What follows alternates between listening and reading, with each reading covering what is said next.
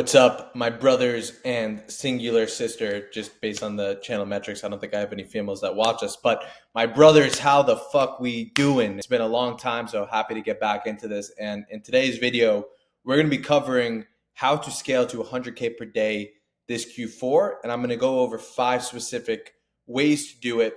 And the intention of this video is really to break down 5 things to amplify probably the things that you're already doing and how I'm looking at it to actually be able to scale to those types of numbers, why I'm qualified to speak about it. So first off, my name is Elon Moose for those of you that haven't met me yet. Hopefully you guys can like and subscribe to this channel if you like this type of content. But I run multiple 8-figure e-commerce brands. Within those brands, I've hit 100K days countless times. I've actually reached up to $300,000 in a day is the max performance. Hopefully I break past that this Q4. So have experience above these numbers, do this pretty often and consistently. So I am excited to really break down how I'm looking at it. So hopefully you guys can take a few lessons away from this. So with that being said, let's jump right into it.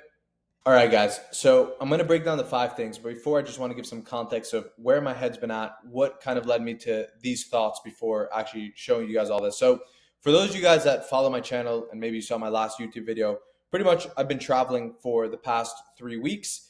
And really with the intention in that traveling of trying to do as little work as possible. Now, of course, I was still in Slack communicating with the team, keeping things moving, but for the most part was doing very little to no active work. And when I came back, these were a lot of the thoughts that I had of reviewing the current systems and processes that we have. What are the main focuses that we need to really amplify everything and scale to the next level? So for us, we're going to try to scale super aggressively this Q4, have a lot of stuff that hopefully I'll give you guys some updates later on Twitter on some of the numbers that we do, but I'm going to be a little bit low key as of right now as we're moving things and going into it, just for context on all that. So with all that being said, I want to go into what are these things over here. So let's delete this and go right into it. So these are the 5 things. We got creatives, funnel, data clarity, channel diversification, and offers to circulate. Now, of course, I'm going to break down each of these individually and really go into detail. So let's start with creatives. And I recently made a Twitter post about this, but I want to break this down in much further details. Pretty much what I talk about in the Twitter post is the way to scale creatives is there's a layer before angles, before formats, before variations, which I think when we think about creatives, we think about volume typically. And I speak about this a lot on my channel. It's about quantity and quality. So how do you scale out to as much quantity as possible, but also keep up the quality? And I have a video where I also talk in depth about how you can look at different angles, which is a combination of different personas and different problems and trying to merge those 2 things together. So all of that stuff, it's super important. But I think there's something that's above all of that, which I wasn't thinking as much about. And coming into this, I realized this was like a huge breakthrough where all of those things are created typically by one brain. And what I mean by a brain is like for myself, I can go out and start to do the research myself to think about what are some different angles that I can create. And then based on those different angles, what are some different ways that I can present those angles? So that's when it comes down to formats. So formats are looking at maybe a competitor type of format that does a VSL, or maybe I'm looking at a more traditional type of UGC style breakdown. So image ads, that can be a different type of format. So the ways that we can deliver those different angles through those different creatives, that's that whole breakdown. Now, I can be the one to think about those things myself, but the way that I can amplify that so that whole process can start to happen independently outside of just me doing it is if I can expand the brains that are doing it. So now within our internal team, we have multiple brains that are doing it, but what I've started to realize, and this was something that I realized was important, but I don't think I articulated it and put it into a way that was as obvious to me as calling it just brain diversification. The way that I look at it now is that there's 4 main ways to do that. So the first and the most obvious is your internal team. So the internal team, typically you guys will probably have either you or maybe it's a marketing strategist that you have, or you might have a creative strategist that's probably doing a lot of that stuff for you. So the creative strategist in this sense would be typically the brain, right? Because the creative strategist is, if you have this set up in this way, maybe you guys have it set up differently, but the person that's doing the research that is then coming up with different copywriting based on the research that they did, whether that's customer research or market research or research of competitor ads and formats and finding that type of stuff themselves. So they're the ones that are typically going to be doing that type of research and then coming up with those scripts for it.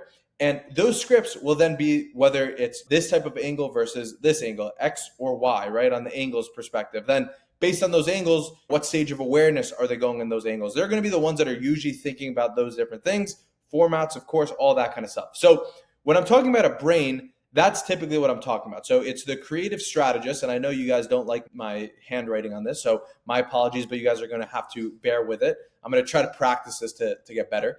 But creative strategist is the one who's going to be the brain. Now, under the creative strategist, there's typically multiple positions that will be under them, right? So there is going to be like, these are base, right? But these can expand a lot more, but there's going to be the video editor, right? And then there's going to be the graphic designer.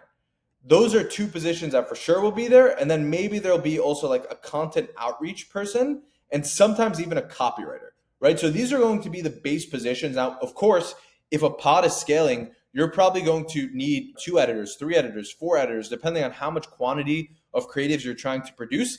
This position is going to be expanded, right? Now, the thing is also with the graphic designer, this can probably hold more of a workload there, but you might need 2 graphic designers, right?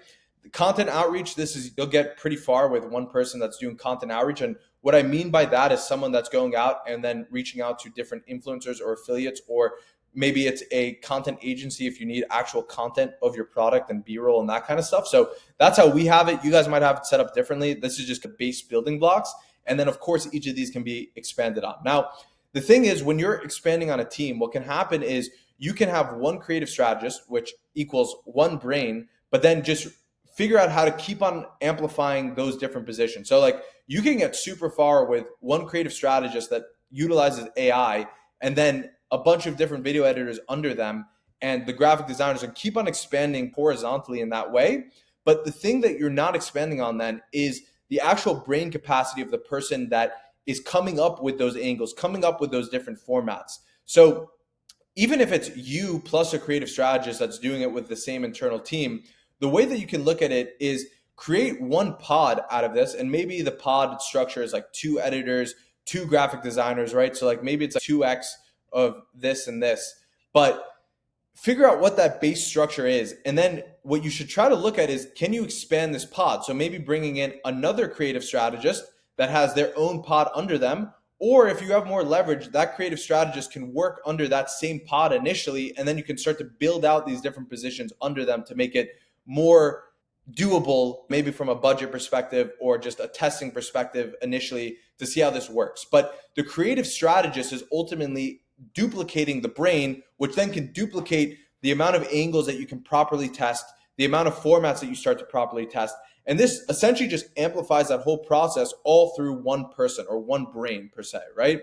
So this process within itself is how you can start to expand on your internal team. And it doesn't have to be like full pod breakdowns off the rip, but if you can start to look at it like that, where you're going to have these different pods and different structures that you can expand that brain on, that's how you can start to expand the thought diversification from a creative's perspective, all from your creative team. Now, this is only one of the 4 ways, right? So the next way, let's go back into text so I don't have to torture you guys with my handwriting. We'll do another one over here.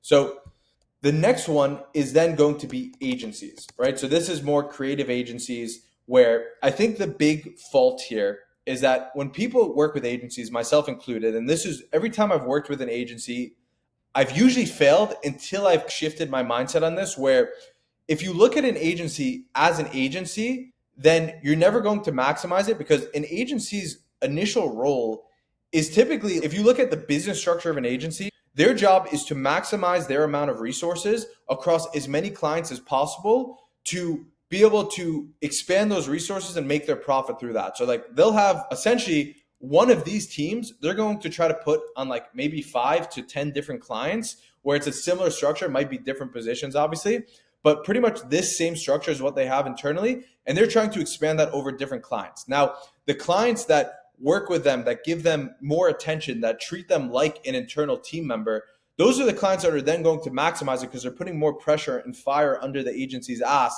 that they're going to have to get more out of them. Now, obviously the intentions aren't typically bad from the agencies, but if you're not doing that and you're not putting pressure and you're not treating them like a team member, then you're automatically going to kind of drift and default to those clients that are getting the lesser attention. And if you're a big client that, is getting good results, that is starting to pay them well, and they see a clear path of growth with you as their client, then that can be an exception to how that can work. But there's ways that you can manually make sure that you can get the most out of the agency, and also the agency can get the most out of you. So this is really just a cross-balance relationship where the agency will also be happy if you're pushing them and making sure that you're reviewing their work and getting the most out of them, the same you would if it was your internal team member. So the big thing there that I'm trying to get across is that if you're going to go the agency route, you have to look at it like it's an internal team member and it's not just a one-off type of project with them. But the concept here is very simple, right? So it's the same thing where this is the pod structure. That's a P. So sorry that it looks like shit, but that's supposed to be a P. And they have their own internal pod. So if you can start to stack different agencies, and for us, we're starting with 2 different agencies right now, where each of them, we're going to be testing them and seeing how these agencies perform. Now, we're going to start to probably cycle more of these agencies, but each of these are pretty much a fast way track to doing exactly what I just said here, where you're expanding the internal pods. But to do this internally, you got to find all these different positions, right? So to make a full pod, you probably need at least 4 or 5 different people between the creative strategist, the video editor, the graphic designer, the content outreach person, the copywriter potentially. So all those different positions to make a full functioning pod that can work independently to create those ads, that's a lot of different positions. That's a lot of different outreach. That's a lot of different recruiting and filtering. And it's worth doing this to continue to expand internally, because internally it's where you have the most control. It's where you have the most creative freedom that's directly aligned with the core things that have made your brand work and be able to scale. So there's so much immense value. It's just tougher to do, where this is a fast way track to have those pods already pre-assembled. And if you can expand on a lot of the internal processes that you're already using to make really good creatives, and then expand that over into these pods that you're now essentially fast tracking with bringing an agency on, that's going to be a super efficient way to be able to expand those brains relatively quickly and be able to get a lot out of that. To the next one now, which this is the organic flywheel system. So this system over here is something that I'm investing a lot more resources into, which we've been doing a lot of testing in and dabbling in, but we just haven't taken this super seriously. Where essentially what this is, you can think about affiliate outreach or influencer outreach or the TikTok shop mass outreach, all of those types of creators that you're trying to bring on. And the raw form of this, right, is where you can send out a product to a person. You can have really just a general brief where you're not coming up with the whole script. You're just giving general outlines. This is what works. This is what doesn't work. The more information you can give, the better. But really, you're just giving a template type outline to these different types of creators. And the creator is now responsible to then come up with pretty much A to Z of making that ad. So they're the ones that are then coming up with the angle that they want to approach it from. They're doing their own type of research to find maybe reference TikToks that have done well or other creators that have done well, or doing their own type of ad research. They're writing the script. They're shooting the content. They're ideally doing their own editing. They're ideally then posting that organically to try to get some traction beforehand before you even run that as an ad. And then you could take that content and run it as an ad. So essentially these people, going back to the whole pod analogy, they're their own like internal pod. They're pretty much doing everything themselves as a one-man functioning pod. The more that you can expand on this, now obviously if we take this apples to apples, like if we're going to compare a creative agency pod versus an individual pod, the likelihood of this individual pod of like pretty much a solo functioning pod versus a fully fledged out agency pod or your internal team, likelihood is they're probably not going to win on a head-to-head.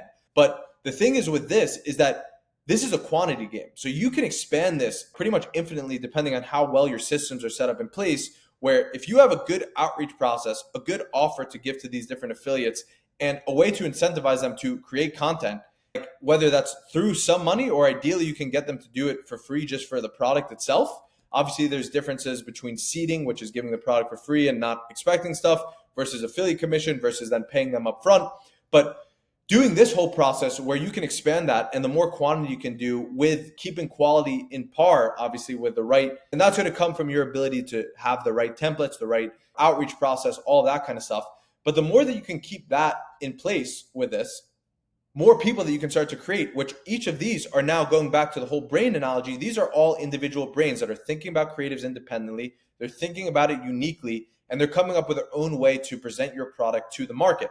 And obviously, there's a lot of other really cool layers that come out of this, because the more that you start to do this, the more that you can start to test and validate stuff without ad budget. And I don't think you should expect that the organic content will do well for you. But if you see some traction or you see some virality, your goal with a lot of this is to then start to push budget behind it, where you have this content being created. And this is a strategy that's well known. I think you guys understand it.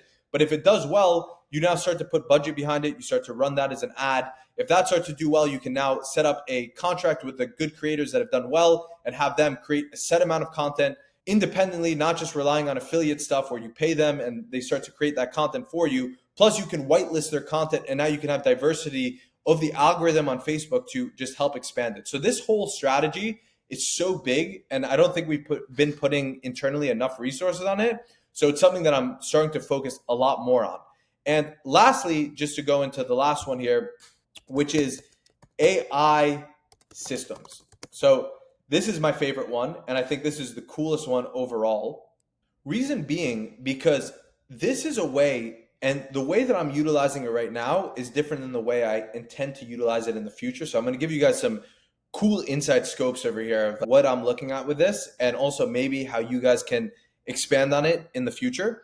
But pretty much, what this does is it's unlike a human. And this kind of goes to the general flaw of this whole thing over here, right? Because the reason why you want to expand on different brains is because you become subject to bias, right? So the reason why, if your team, let's just say, is you just have an internal team with one creative strategist, or maybe it's you that's essentially the creative strategist, and you just keep on trying to figure out all the angles yourself, figure out all the formats yourself, you have biases for the way that you do your own research. You have biases for the way that you script ads. You have biases for the angles that you think will work versus won't work. Where a fresh brain, a fresh perspective is going to look at that completely different. They're probably going to have their own ways that they do research. And obviously you can systematize the core things, but like the way that they approach it, the way they internalize the videos, the way that they pick up this nuance versus that nuance, it's all going to be different all the way from the start of the research to how they go about scripting, to how they go about then giving that to the team and delivering it for the angles that they decide to go in versus not go in. So all that's going to be different.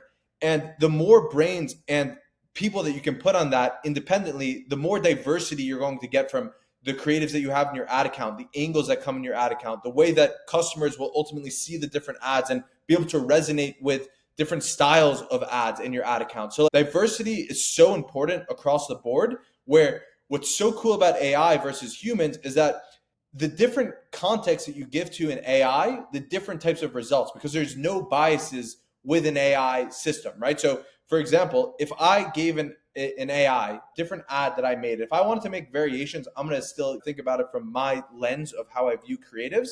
But if I gave AI a creative and then all this different context and then all this different research and then all this different type of information, and then with all that information, let it go out on its own to try to make some different improvements or different tweaks to it, it can think independently without that type of bias, because it has new information, new data that it can then process and look at it with a completely objective view of that data. AI systems, the way that I'm using it primarily right now is for making different variations. So variations are really cool with this, because what I have right now is a system where the AI has all of our different ads in a library. And with all of those different ads, it can watch those different ads. Plus, it can have the transcripts of those different ads to understand what's happening. It can then view the different data, because it's also connected into Facebook, to then be able to understand the different metrics and different data points of those different ads. And then based on that, it has obviously the power of the best AI out there, ChatGPT or Claude, or different ones that has different versatility. But it can look at those different ads from that perspective now with all that new context, to then think about how it can make different tweaks, different changes, maybe taking one hook from your best performing ad because it has that data of the hook rate, and then saying, if you put that there, and then maybe this scene where there's this gap, can make those changes. So the cool part about all of it is that it's connected into all of those data loops, and it understands where an ad is actually lacking. So maybe it's the hook rate, maybe it's the hold rate, so people actually staying and watching further on the ad. Maybe it's a click-through rate, people aren't clicking enough. So based on where those defaults are in the metrics, it can look at your whole ad library, see where it's working well on different ads, take those different contextual points, and then try to make those different variations for you automatically. And this is something that we have now running in a loop where we've actually started to generate some winners from it finally. So it's really cool, and we're really trying to double down on this. If you guys are interested in that, comment down below, and I can maybe send you guys something over in terms of how we're doing this right now, and maybe make a full video on that. So I need to know that there's some interest on that, and I'll talk more about it. So comment AI down below or something along those lines, and I can look deeper into it. But super cool stuff that we're now doing on that side to make variations. Now, in the future, I see this going much further. I see this being able to generate full scripts automatically as its own independent creative strategist, where, again, it can take those same processes of maybe how I do research versus how someone else does research, start to do it through agentic workflows, its own type of research process, then doing its own scripting process. And then depending on performance, if it does well and you crack a way of making pretty much fully autonomous ads, eventually editing can go into it. VO3, we're already seeing videos being able to be fully created. So the way I see this all coming together is that it can make fully autonomous videos, right? And if it starts to do it and starts to win, then it's pretty much just a matter of amplifying that to however many creatives you want. And now like everything else becomes irrelevant, because if this can create winners independently with no human intervention, and at some point that's going to happen, now it's like that's its own brain every single time. And now a lot of this stuff starts to become less relevant. Obviously, you're still going to want some of these different things,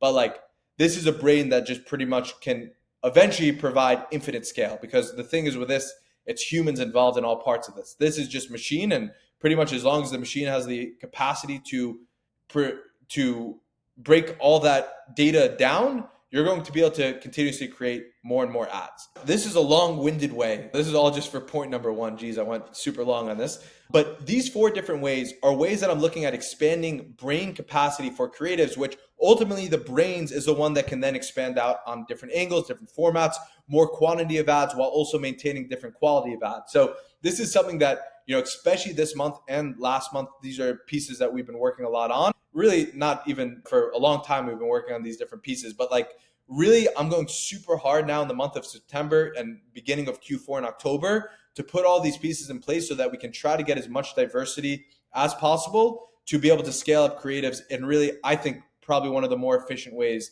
that we can do it. So that's going to be super cool. I'm going to keep you guys posted how that all goes. Now, the second part of this is going to be the funnel. With funnel, a lot of this stuff that I just went over can carry over here. But the thing is here, you don't need as much diversity on like different brains, because that's going to happen mainly through the creatives, right? So creatives is like the top of funnel thing where you want that brain diversity, where then you want to centralize all that from all these different things that you're testing, right? Like all these little circles just represent different types of ideas, different types of stuff that are getting tested, which then condense down to the things that actually work to get people onto your funnel over here. So based on that, this is where you just want to have a very streamlined process going. So this comes down to understanding a few different things. So the thing that you need to understand first off is like how much traffic are you going to be getting to this funnel, and like how much you also anticipate to be getting, because based on this can help you then break down how many tests you actually have capacity to be running. So like maybe you have the capacity to be running 2 split tests a week. Maybe it's 3 split tests a week. But you have to start to understand what that number is based on like the amount of traffic you're getting to have significant tests. So statistical significance is, I pretty much made a whole video on this, so you guys can watch that video to get the full details on it. But what I'm looking for is like a number that, depending on how many people, and this will be different on a test, there's calculators that will show you this, but based on that type of volume, knowing how many tests you can run, because if I'm getting 500,000 monthly visitors to my site, I can run quite a few amount of tests. So knowing like how many tests and then creating a consistent workflow for it. And then also knowing like how many more monumental types of tests you want to run. So this can be doing a whole new type of pre-lander page. This can be doing a whole new funnel format. Maybe it's a quiz funnel type of thing. So making sure you also have capacity to run those types of tests, especially ahead of Q4, so that you can make sure that you're the most dialed in to be able to scale with the right funnel. Because the thing is in Q4, like really starting in November time, obviously October is like when things will start to pick up, but like November is where things start to go hard. You want to make sure you have the optimal funnel format ready, and you've done your testing and your fair share of testing, especially over these next few months, so that you know that this page is like well optimized for hopefully the mass amount of traffic you're going to be sending to that page to then be able to get to those 100K days. So that's really what your job should be over these next 2 months, is just doing as many of these tests that your traffic allows as humanly possible. And it's not to say that you don't run any tests in Q4, but it's like you want to have this like pretty well optimized so that you know that you're sending traffic to like a highly optimized page to be able to maximize the amount of conversions you can get on that page. And also the other thing is the amount of average order value, the amount that a customer pays when they land on that page. Super important thing to mention here is your Q&A process and making sure that is super dialed in. So we'll call that Q&A. Nice handwriting on that. So this is your quality assurance process, right? And this is something that we've had so many issues on this over the past, where I can go over countless types of problems that we've had, all the way from like internal issues of like people doing some sketchy stuff, all the way to just things just shutting down automatically because of new code that's coming in or new tests that come in. So making sure that you have a process to oversee if things are down or if bugs are happening or other things that are happening on the site, like making sure that you have that in place ahead of Q4. And the way that I would go about that is either getting a really good dev person, or maybe working with a dev agency, or setting up a different software, but figuring this piece out one way or another to make sure that you have quality assurance in place, especially ahead of Q4, if you anticipate to try to go to 100K days and beyond that. So that's going to be super important. So I could say a lot more about funnel, but I'm going to keep it at that because I have a video that goes a lot more in depth into like individual things that you can do. But ultimately, these are the two biggest movers for being able to scale on Facebook is your creatives, which comes down to, again, the volume of creatives and quality of creatives. And I think the best way to look at that ahead of Q4 is getting enough brains in place so that it's not just relying on you and your current team. And especially if you need to increase volume, having those different brains do it rather than trying to do it all through the same internal team and the same internal brain that's doing it, because quality will diminish if you try to do that. If it's all the same brain and you're trying to 5x the amount of volume that you have all through that brain, that's just not going to be sustainable to actually producing high quality ads at the type of level that you want to get to. So that's where brain diversification is super important. And then funnel, it's less about the diversification, more just about creating a process where you're strictly doing the test, doing it based on the volume that you have, making sure that you're testing in accordance to also the stuff that you see working. Like, for example, if this is like a new angle that starts to work, then maybe doing a custom page around that angle that can work. Or if a creative that is doing all the volume, I'm going to give a shout out to Sean ENG on that, where he talks about that all the time, just doing different landing pages towards that. This is something that we're starting to test more of, seeing some good traction on it, where if a creative is picking up, you do some tests around that. So these are things that are super important on that side. Now, this goes to point number 3, which is just data clarity. All right, guys, I'm going to show you something I never showed before. This is all going to be blurred out. You're not going to be able to see the numbers, but just so you guys can get a general sense of like how in depth we're doing this on the data. And I want to give a special shout out to one of our monster media buyers that put this together. So this wasn't me. I'm definitely not as good with the spreadsheets to be doing something like this, but this is the type of level that we're looking at our numbers at, right? So we have all of the different metrics here where you can see DTC revenue, new customer revenue,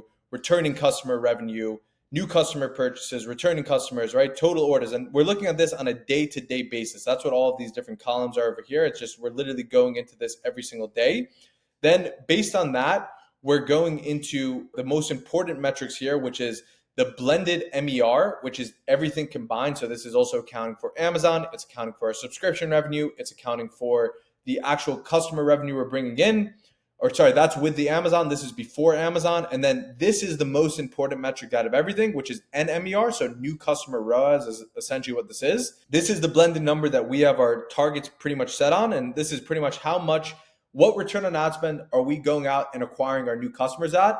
And this is only factoring in pretty much Facebook, Google, and the other cold traffic channels that we're using.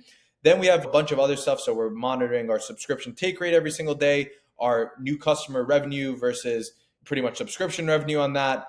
and so much more that we go into. I can go into all these metrics, but it would take some time. We're also monitoring like how many new subscriptions are coming in versus churn subscriptions. So all this stuff we're monitoring every single day. And then we take it one step further where we actually have an hourly report. So every single day, and we have a group chat where our data analyst is putting this in every single day, where he's taking in a screenshot every single hour so that I can see this and also my media buyers can see this, where we're looking at how is the MER holding up every single hour, CAC, returns, new customers. So this is something we look at every single hour, every single day it's updated, pretty much a wide metrics across all the different stuff that's important. And then we go even one step further. So this is not the only sheet that we have. We also have a sheet that goes into funnel analytics, where we're looking at all the different metrics of our highest volume traffic pages. And then same thing, every single day we have those different reports coming in. So I can go into a bunch of these different ways of how we're looking at it.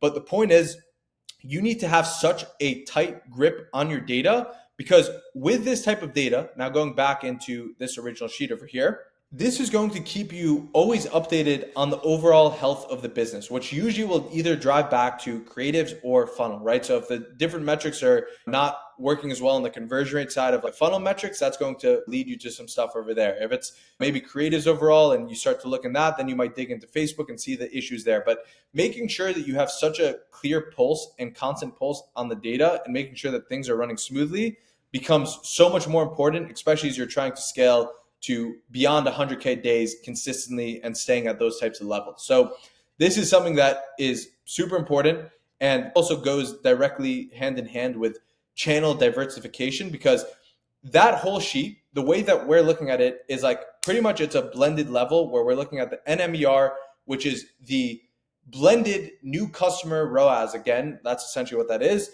from all of our channels combined. So we're looking at it between Facebook, between Google, not Amazon, because that's independent. We're not getting subscribers there, so we have to look at that differently. We are getting subscribers, but not at the same rate that we're doing it when we're sending traffic directly to our website. So we're looking at that blended level, and then we have it also broken down between the different channels. So what's the N ROAS on Facebook directly, and that's the constant metric that we're looking at on that channel to see how efficient that's running. When we're setting our projections, that's what we're looking at. Same thing with Google. But channel diversification is such an important piece of it, because usually it's going to be Facebook that's going to be the main driver for you, where that's probably going to be at least 80% if you're doing it right. Maybe sometimes you can get that lower, but like for us right now with one of our core brands, that's what it's pretty much looking at.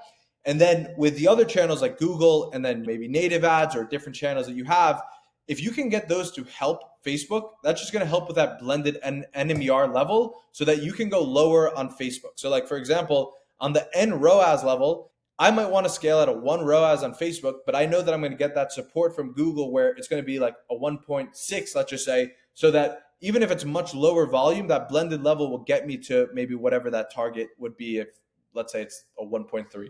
Obviously, the math is completely off over there, but just looking at those different types of numbers there and having the support from those different channels just helps so much. And then, something I talk about constantly in all my videos, so I'm going to sound like a broken record over here, but it's like Amazon can then extend that even further, because Amazon will usually be, for us, what we've seen, it's like a fixed ratio of whatever our sales are, whatever volume, even if we scale up, it usually still will hold at like around 20%, because just always there's going to be a drip of traffic that's going to go to Amazon and do their shopping there. Amazon is just like a whole amplifier and everything else over there. So like channel diversification, that's super important. And then lastly, offers to circulate. So this is a super interesting one. And I think if you can get this ahead of Q4, it's going to put you in a really solid spot. And this is how we're looking at it, because really right now, the way that we've been scaling with this brand that we've been scaling super aggressively is it's all been with one core offer, right? So we have one core product, one core structure of how we're selling everything. And that's been the way that we've been doing it. Now, the thing is, we have some other products and we've also been adding some stuff into different Amazon listings. We're seeing a lot of traction and momentum.